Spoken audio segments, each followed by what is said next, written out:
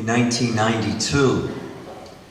I was leaving my first parish assignment at Our Lady of Fatima Church in Hopewell Township. And at the farewell gathering there, I was speaking with the judge of the township, the Honorable Stephen D. Mahalik.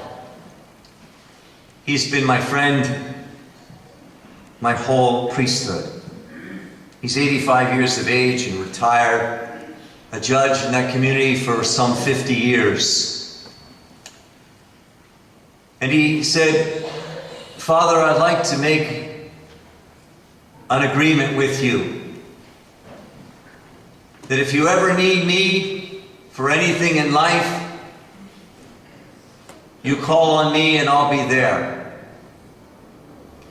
And if I ever need you, if I ever need a priest or your service, I'll call on you." And we shook hands to make that pact, that agreement. A few months into my next assignment, I get a traffic violation. I call the honorable judge. I said, "You remember that agreement we made? I didn't think I'd be calling so soon." He took care of it. And a few years later, his son Stephen, 43 years of age, passed away with pancreatic cancer. Given 3 months to live, lived 1 day short of 3 months. He's buried in Cleveland. And he said, "Father, I now need your service. Could you come to my home and pray with my family in the loss of our son?" The judge said, "Your job and my job are very similar. I marry people, you marry people. I serve the community, you serve the community. I hear people's problems and sins, you hear people's problems and sins. I take a collection and tell them how much their fine is, and you take a collection, but the difference is I tell them how much to put in it." Today's gospel, in the 18th chapter of Luke's gospel, we have a contrast of a powerful person in the community, the judge, and a very powerless, defenseless, voiceless widow. Her case was not on the priority list. She's pleading, she's pestering, she's badgering. And the Greek word is, she's knocking him out with a black eye to hear her petition, her case, which is very defensible, and she's asking for justice. For justice. She's pleading for justice against her adversary.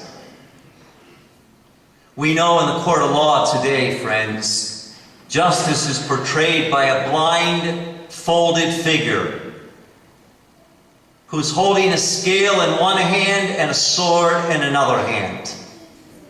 Blindfolded to show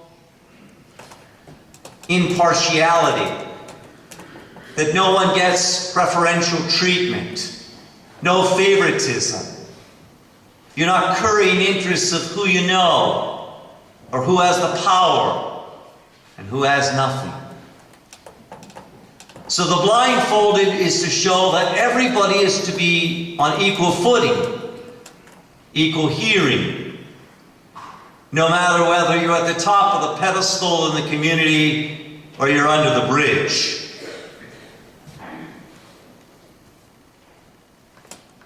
And then there is the scale of fairness, of justice.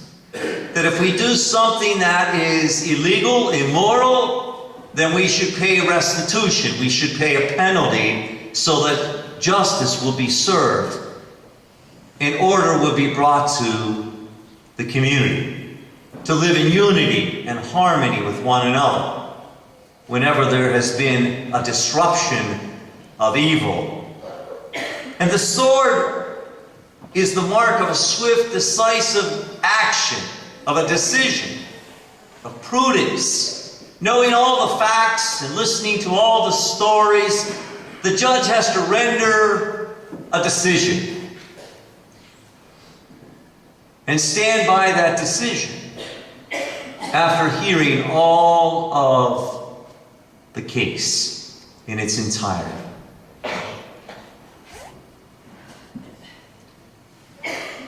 We all face battles in life.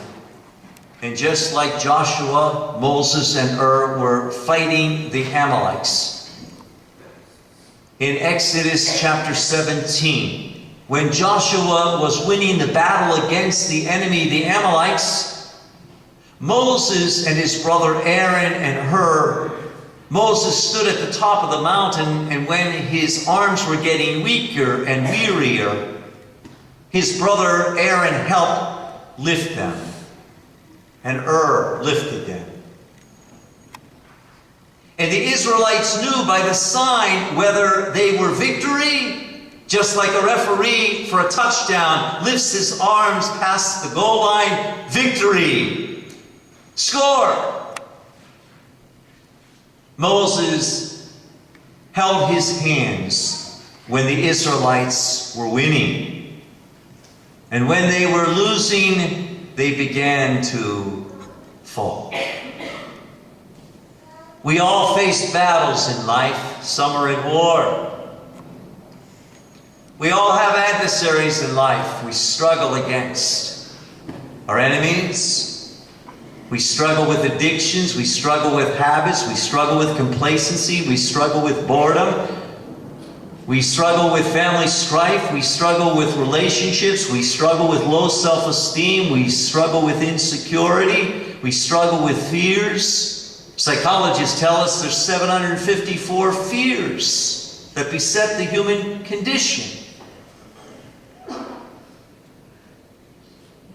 We all have battles. We all have wars. And who's fighting our wars? The Israelite people remarked that God will fight our battles. We can't win them alone. We can't win them by our own resources, our own bootstraps. We need God to give us the grace to be faithful in the greatest battle of the war of good and evil every day of our lives. And if we're humbly, soberly honest, we'll realize that some days goodness wins the day and some days evil wins the day. Where we choose our own will and our own way and our own self-destruction rather than yielding to God's will and God's way and God's plan. It's a battle we struggle with our whole life long, friends. It is only until God's grace conquers us that we overcome and we become victorious. But many people live their life as a victim. Look what's done to me. Look who hurt me or wounded me or neglected me or abused me.